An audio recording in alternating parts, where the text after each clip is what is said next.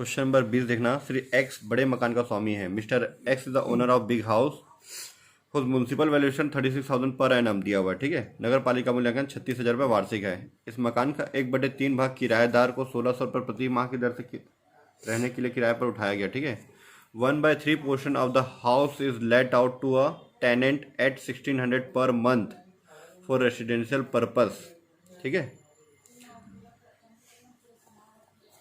इसका 1/3 भाग किराए पे 1600 रुपये प्रति माह की दर से रहने के लिए किराए पर उठाया गया है और शेष 2/3 भाग अपने स्वयं के लिए निवास के लिए प्रयोग करता है। ठीक है। मकान का निर्माण जून 2014 को प्रारंभ हुआ और 1 नवंबर 2016 को खत्म हुआ। ठीक है। तो इस बुक से लिखते हैं, नए बुक से, पुराना बुक था तो नए बुक में दिया है कि 2015 में स्टार्ट हुआ है, उससे कोई मतलब नहीं। नवंबर 2017 में कंप्लीट है, उससे मतलब है। ठीक है।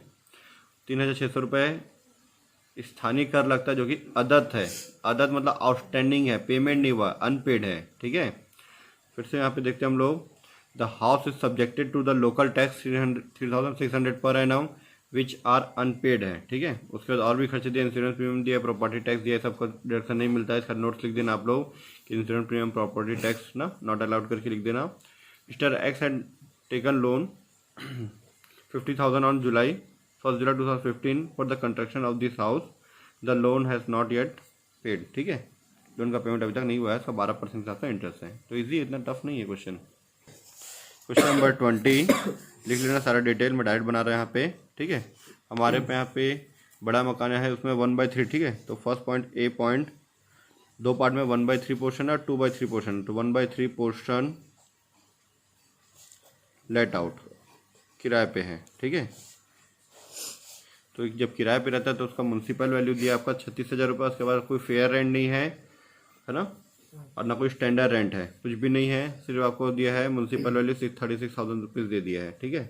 तो यहाँ पे हम लोग लेंगे ऐसे केस में, यहाँ पे डायरेक्ट हम लोग फर्स्ट पॉइंट एक्सपेक्टेड रेंट लेंगे, डायरेक्ट एक्सपेक्टेड रेंट। अब ब्रैकेट में लिख देंगे म्यूनसिपल वैल्यू, क्योंकि कंपेयर करने के लिए और कुछ है ही नहीं, है ना। Municipal value. ठीक है। पूरा 36,000 मत लिख देना, 36 का 1/3 लेंगे, 12,000 रुपये आएगा। ठीक है। Point number 2 actual rent. Actual rent हमारा कितना है, 1,600 रुपये पर मंथ के हिसाब से है। ठीक है। 1600 इंटू 12 ये आ गया हमारा 19,200 रुपये। अब ये दोनों में जो ज़्यादा है वो होगा हमारा 19,200 रुपये ग्रॉस एनुअल वैल्यू। ठीक है। ग्रॉस एनुअल वैल्यू 1 और 2 which ever is more, which ever is more. ऐसा नहीं है एक लाइन में, आप 2 लाइन में लिख सकते हो। Less municipal tax, municipal tax unpaid है ना, पेमेंट नहीं किया है, तो कुछ भी चीज़ें माइनस नहीं होगा, नील किया जाएगा 19,200 रुपये। ये बन गया आपका एनुअल वैल्यू। ठीक है। अब एनुअल वैल्यू में आप लेस करोगे 30% ऑफ एनुअल वैल्यू और इंटरेस्ट ऑन लोन। ठीक है। Deduction, deduction under section 24। ठीक है। ए पॉइंट हमारा है 30% of annual value, 30% of annual value. अब बी पॉइंट हमारा है interest on loan, interest on loan. ठीक है। तो 30% निकालेंगे 19,200 का, 19,200 का 30% आप निकाल दो, क्या जाएगा आपका 5,760 रुपये। अब इंटरेस्ट ऑन लोन निकालेंगे, कंस्ट्रक्शन पीरियड का भी निकलेगा, तो उसके लिए हम लोग बनाते हैं वर्किंग नोट। ठीक है। वर्किंग नोट बना लेते हैं हम लोग। ठीक। तो ठीक है, वर्किंग नोट या नोट्स लिख सकते हो आप। ठीक है। Point number 1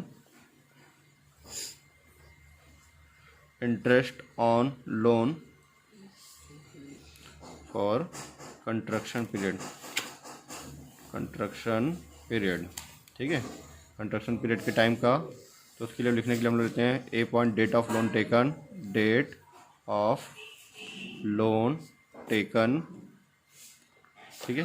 B point date of house complete, date of house completed, house completed, date of house completed. ठीक है, कितना कितना दिया है हमारा, हम लोग का जो दिया हुआ है यहाँ पे लोन लिए हैं, डेट ऑफ लोन टेकन ना, लोन लिए हैं 1 जुलाई 2015 को, मकान पूरा हुआ 1 नवंबर 2017। ठीक है, लोन लिए हैं 1 जुलाई 2015 2015 और हमारा हाउस कंप्लीट हुआ है 1 नवंबर 2017 2017। ठीक है, 2017 किस में आता है, 17-18 में, 2017-18 में आता है, 2017-18 में आता है। तो 17-18 में आता है, तो इसका 31 मार्च तक लेते हैं यहाँ पे। आप यहाँ तक मत ले लेना, कहाँ तक लेंगे हम लोग, इसका 31 मार्च तक लेंगे। ठीक है, तो 1/7/2015 जो लोन लिए वहाँ से 1/7/2015 से टू 31 मार्च 2017 तक। ठीक है, तो आ जाएगा टोटल 21 मंथ आएगा। ठीक है, 21 मंथ का आप निकालोगे इंटरेस्ट निकालोगे तो लोन कितने का लिए हम लोग, 50,000 का, 12% इंटू 21 डिवाइड बाई 12 करोगे तो कितना आ जाएगा। ठीक है, 10,500 रुपये। ये 10,500 का जो छूट है कब से मिलेगा, ये जो 17-18 का 31 मार्च लिए ना, इसी साल से मिलना चालू हो जाएगा, 17-18 से। ठीक है, 10,500 रुपये, 10,500 रुपये ब्याज की राशि को अगले 5 वार्षिक किस्तों में कटौती दी जाएगी। वार्षिक किस्तों में कटौती दी जाएगी। ठीक है, तो कटौती देंगे 2017-18 से स्टार्ट होगा, 18-19, 2019-20, हमको इसी साल से मतलब है, यहाँ पे राइट मार दिया मैंने, 2020-21, 17-18-19-20, 2021-22। ठीक है, 10,500 का 1/5 करोगे आप तो 2100। सेम वैसे ये भी यहाँ पे 10,500 रुपये का 1/5 और 2100, सबको वही मिलेगा। ठीक है, 2100 पूरा ऐसे हमको मिलेगा। हमको जो मकान जब बना रहे थे उस समय हमको नहीं मिला, लेकिन बाद में आपको 2100 रुपये मिला। ठीक है, तो हो जाएगा आपका कंस्ट्रक्शन पीरियड का 2100 रुपये और करेंट ईयर का इंटरेस्ट। ठीक है, 50,000 का लोन है, इसका 12% 6,000 रुपये। ठीक है, चलो ऐड कर देते हैं 6 to 8 और 5 हो जाएगा आपका 13,700। एक मिनट, हाँ, अब ये जो 2100 रुपये है, 2100 का भी 1/3, 6,000 का भी 1/3 आएगा, क्योंकि 1/3 है। ठीक है, तो यहाँ जाएगा आपका 700 और यहाँ जाएगा आपका 2000। ठीक है, ये आया, इसको ऐड किया तो 8,460 रुपये। अब 8,460 रुपये आप इसमें 19,200 में से माइनस करोगे, 19,200 में 8,460 अगर माइनस कर देते तो आता हमारा 10,740 रुपये। इसको लाइन मत खींच देना। ठीक है, ये यहीं तक रहेगा। फिर उसका सेकंड बी पॉइंट, ठीक है, 2/3 पोर्शन फॉर सेल्फ ऑक्यूपाइड। ठीक है, इसका gross annual value nil. Interest on loan निकालोगे तो 2100 का, ठीक है, इंटरेस्ट ऑन लोन लिख देना, करेंट ईयर का है ना, कंस्ट्रक्शन पीरियड का 2/3 करोगे तो 1,400 रुपये। ठीक है, और करेंट ईयर करोगे 6,000 का 2/3 कर दोगे तो 4,000 रुपये। ठीक है, माइनस कर यहाँ पे जोड़ दो तो 5,400 रुपये। ये आपका आ गया 5,400 रुपये माइनस में।